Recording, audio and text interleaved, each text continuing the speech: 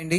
So ఇప్పుడు నేను estimation of machining టైమ్స్లో ప్రాబ్లం 4 అనేది సో దాన్ని సాల్వ్ చేయడం జరుగుతుంది. సో ఈ యొక్క ప్రాబ్లం 4ని ఎలా సాల్వ్ చేయాలి పూర్తిగా ఎక్స్ప్లెనేషన్ అనేది ఇవ్వడం జరుగుతుంది.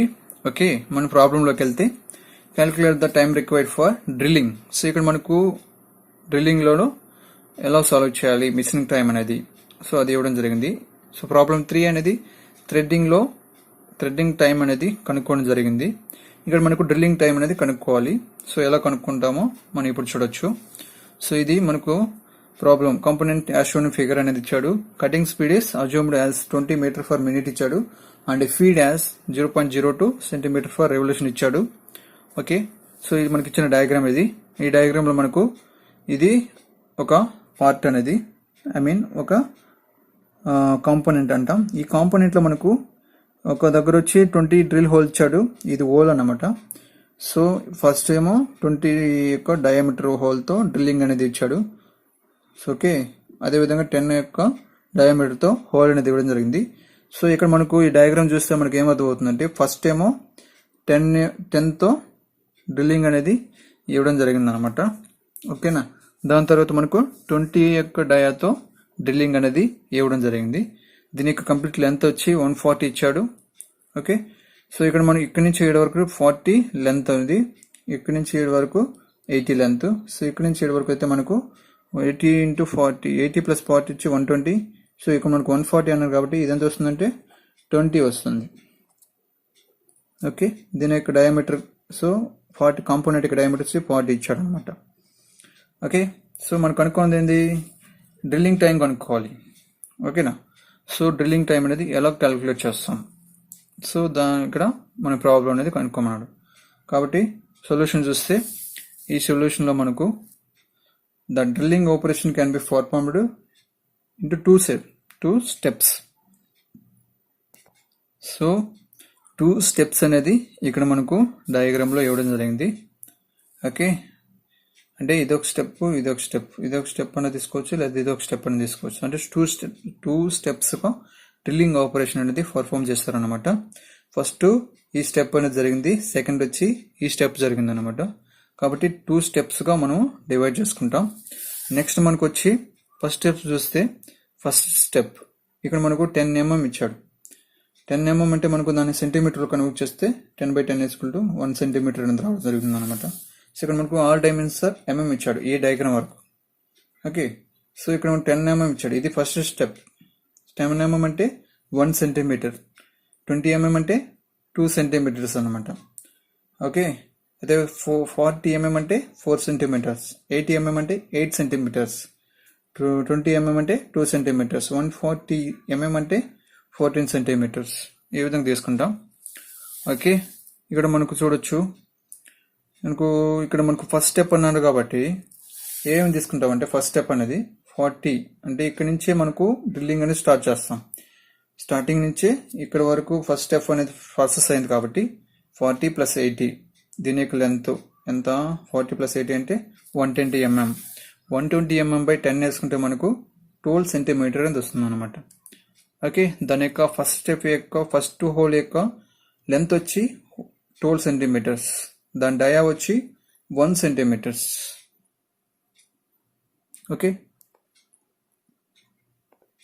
సో కాబట్టి the drill a hole of 1 centimetre dia for a length of 12 centimetres. Okay, 1 centimetre dia length వచ్చి 12 సెంటీమీటర్స్. అర్థమవుతుందా? 40 80 అంటే 120 mm వస్తుంది. 120 mm సెంటీమీటర్లు కన్వర్ట్ చేసుకుంటే 12 సెంటీమీటర్ అని వస్తుంది అనమాట. అది ఇక్కడ మనం చేస్తాం. The drill a hole of 1 centimetre dia for a length of 12 centimetres. So మనకి ఇక్కడ S = 25 మీటర్ ఫర్ మినిట్ ఇచ్చాడు. F = 0.02 సెంటీమీటర్ ఫర్ ఎలివేషన్ అనేది ఇచ్చాడు. L = 12 సెంటీమీటర్ ఇచ్చాడు. D = 1 సెంటీమీటర్ డయా ఇచ్చాడు. D అంటే డయామీటర్, L అంటే లెంత్, F అంటే ఫీడ్. ఆల్రెడీ ప్రాబ్లం ఇచ్చాడు అనమాట. సో కాబట్టి మనం ఫస్ట్ కనుక్కోవాల్సిందంటే స్పీడ్ కనుక్కోవాలి. స్పీడ్ = N1, ఎందుకంటే ఫస్ట్ స్టెప్ కాబట్టి N1 తీసుకుంటాం. N1 = 100s/5d ఫార్ములా ఇది. సో 100 × S అంటే కటింగ్ స్పీడ్, 20/π × D అంటే 1 సెంటీమీటర్స్. ఓకే, సో కన్ఫ్యూజ్ కావద్దు, సెంటీమీటర్కి ఎంఎంకి డిఫరెన్స్. మనం ఎంఎంని సెంటీమీటర్ కన్వర్ట్ చేస్తాం కాబట్టి 1 సెంటీమీటర్ వచ్చింది. సో ఇక్కడ మనకు 1 సెంటీమీటర్ అనేది వేస్తాను అనమాట. ఓకే, సో కాబట్టి మనకు కాలిక్యులేషన్ చేస్తే N1 637 RPMగా వస్తుంది అనమాట. దీని స్పీడ్ వచ్చి 637 RPM. ఓకే, సో నెక్స్ట్ మనం చూడొచ్చు ఈ యొక్క స్పీడ్ అనేది కనుక్కోను. నెక్స్ట్ టైం కనుక్కోవాలంటే సో ఇక్కడ మనకు టైమింగ్ అనేది ఇవ్వడం జరిగింది. ఓకేనా, టైమింగ్ ఇది T1 L/F × N1, 12/0.02 × 637. 12 అంటే లెంత్, F అంటే ఫీడ్, N అంటే స్పీడ్ ఇది. సో కాబట్టి మనకు క్యాలిక్యులేషన్ చేస్తే T1, సో ఫస్ట్ స్టెప్ యొక్క టైం అనేది 0.94 మినిట్స్ అనేది వస్తుంది అనమాట. సో ఇక్కడ మనం చూడొచ్చు డయాగ్రామ్లో. సో ఇక్కడ మనకు 0.9 మినిట్స్ అనేది దేనికంటే స్టార్టింగ్ కాంపోనెంట్ యొక్క స్టార్టింగ్ నుంచి ఇక్కడి వరకు అంటే 40 + 80 mm = 120 mm అంటే 12 సెంటీమీటర్స్. 12 సెంటీమీటర్ యొక్క లెంత్ హోల్ అనేది ప్రొడ్యూస్ చేయడానికి మనకి ఎంత టైం తీసుకుంటుందంటే 0.94 మినిట్స్ అనేది తీసుకోవడం జరుగుతుంది అనమాట. ఎంత డయామీటర్తో అంటే 10 mm అంటే 1 సెంటీమీటర్ డయామీటర్తో. ఓకే, సో మనకు నెక్స్ట్ చూడొచ్చు second step. To calculate the time required to drill a whole of 2 cm dia for a length of 4 centimeters. Okay, so ఇక్కడ డయాగ్రామ్లో మనం చూస్తే ఇక్కడ వచ్చి మనకు 40 mm ఇచ్చాడు. 40 mm అంటే 4 సెంటీమీటర్స్. దీని యొక్క లెంత్ ఇది 20 డయామీటర్ అంటే 2 సెంటీమీటర్స్. ఓకే, ఇదేమో లెంత్, ఇదేమో డయామీటర్ అంటే హోల్ యొక్క డయామీటర్, హోల్ యొక్క లెంత్. ఇది మనకు స్టెప్ 2 అనమాట. ఓకేనా, సో అదే ఇది ఇవ్వడం జరిగింది. సో L2 అంటే స్టెప్ 2 యొక్క లెంత్ 4 సెంటీమీటర్స్, డయామీటర్ వచ్చి 2 centimetres, cutting speed already problem ఇచ్చాడు 20 m/min, ఫీడ్ అనేది కూడా ప్రాబ్లం ఇచ్చాడు 0.02 cm/revolution. ఓకే, సో నెక్స్ట్ మనకు స్టెప్ 2 యొక్క స్పీడ్ అనేది కొనుక్కుంటాం. స్టెప్ 2 అన్నాను కాబట్టి N2 తీసుకుంటాం. Speed so 100/5d2.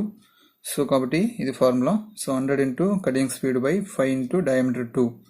సో కాబట్టి 1000/5 318 R5 అనేది వస్తుంది అనమాట. సో ఇది N2గా తీసుకుంటాం.